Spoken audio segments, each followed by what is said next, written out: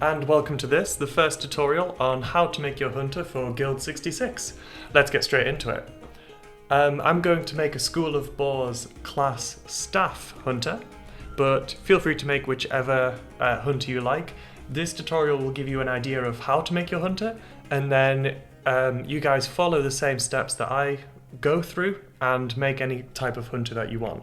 You can also try and roll the dice to make a totally random hunter, and your dice will make all the decisions for you when you have to choose a school, choose a class, or choose between this or that. To make a hunter, you'll need a copy of the hunter's guide, a copy of the character sheets, which I've got here. You can also do this on a computer, but if you are doing it with paper, make sure you use pencil and rubber. As you play, there's going to be stuff that you're going to change, so make sure you have the option to change it as you go. So the first thing you need to do is choose your school and class. This sheet here is kind of in the way. I don't really need it right now, and I'm not really going to need it, so I'll put it to one side for now. So the first thing you're going to choose is your school and class. Now I've chosen School of Boars, but if you'd like, you can just roll a d6 and choose your school randomly. And then with every school there are two classes.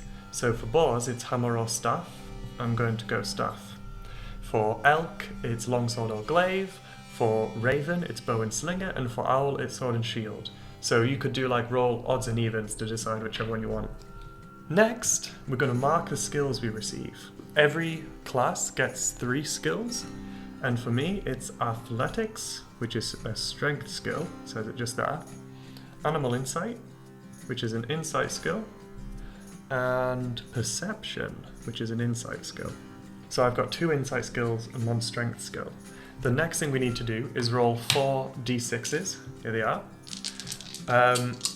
Now you have the option as well to just write down 2, 3, 4, 5, but it's much better to roll. Oh, okay, it's way better to roll. That's amazing. 6, 3, 4, and 4. I'm just going to write them up here so I remember them. I recommend you guys write them on your phones, write them on your character sheet somewhere. Just keep them handy because you're going to need them.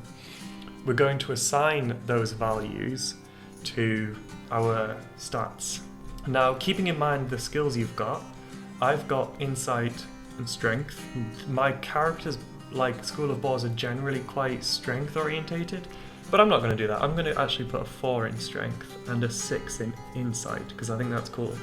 And then I think my agility will be 3 and my intelligence will be 4. So I rub those out. Don't worry if you roll a 1 and a 2,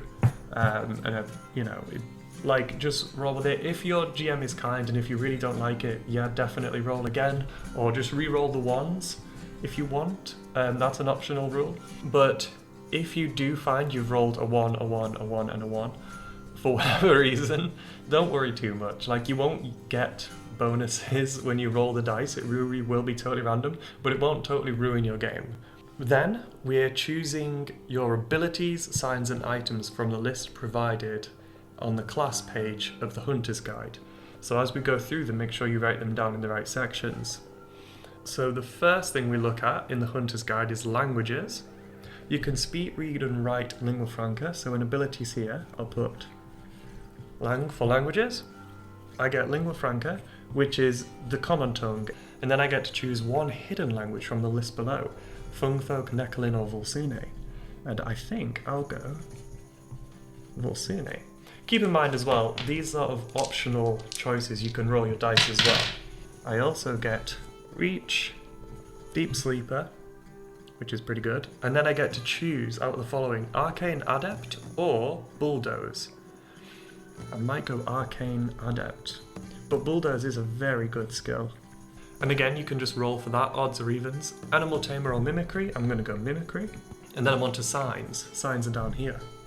I get Faint Sign, and I get the Thunder Element sign, which I can apply to other signs that take an element. So I'll just put that over there. So for example, if I get the Casting sign, I will have the choice to use the Thunder Element in the Casting sign.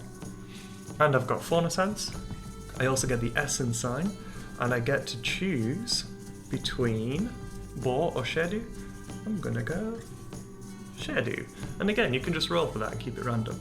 Items and equipment. So here's your equipment. This is on the second sheet. All of these items you can put in here. You get some pretty useful stuff, a backpack, a pencil, 3 sheets of parchment, all sorts of different things. And I get a travelling companion, which I get to decide with the GM. I get a small barrel or a light hammer. I'm going to go small barrel. A trapper's kit or a stone carver's kit. I'm going to get a trapper's kit. Cloaking powder or cat's tonic. I'm going to go cat's tonic. I'm going to put that to one side. So the next thing you do, go through your class one more time and fill in any of the missing information.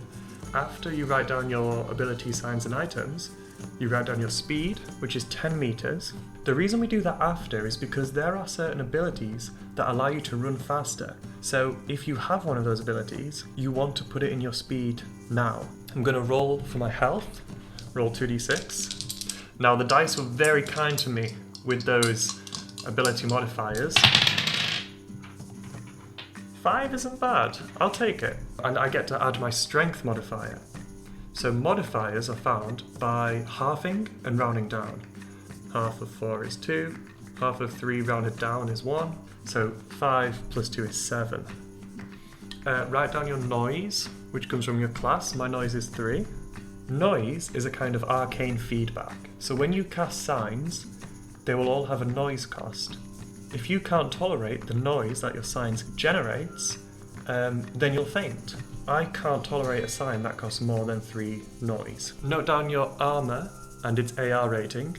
So my armor is iron thread, and then write down your weapon name. Mine is the iron rod. Currency is measured in cups, steins, and rounds. There are 5 cups to a stein and 10 steins to a round. Cups are 2 pence or 2 cent. Steins are 10 pence or 10 cent, and round is a pound or a dollar. So think of it like that. It's pretty easy to figure out that there are 50 cups to a round, 10 steins to a round, easy peasy. So I'm going to roll for cups first. 2, well that's okay because that's the lowest amount. Steins, 1, okay I'm not exactly rich. And round, 2. So not a lot, but that's okay because I've got pretty strong abilities. I'm okay. I'll be fine. And that's it.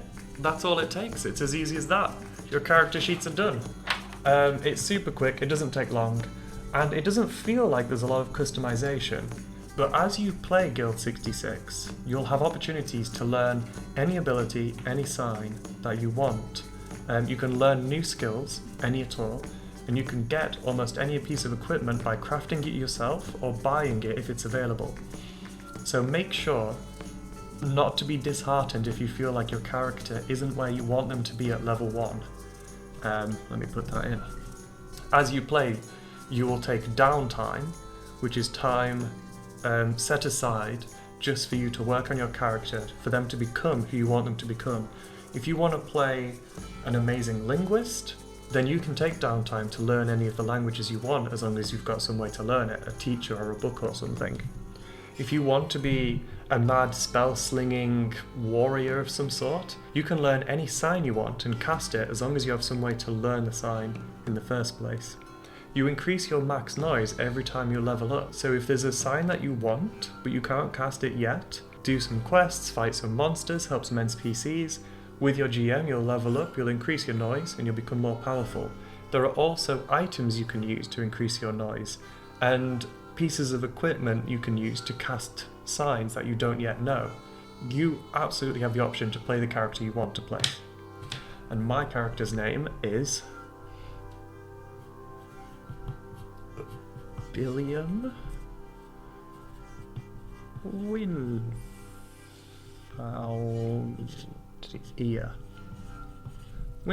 That'll do. Thank you very much for watching.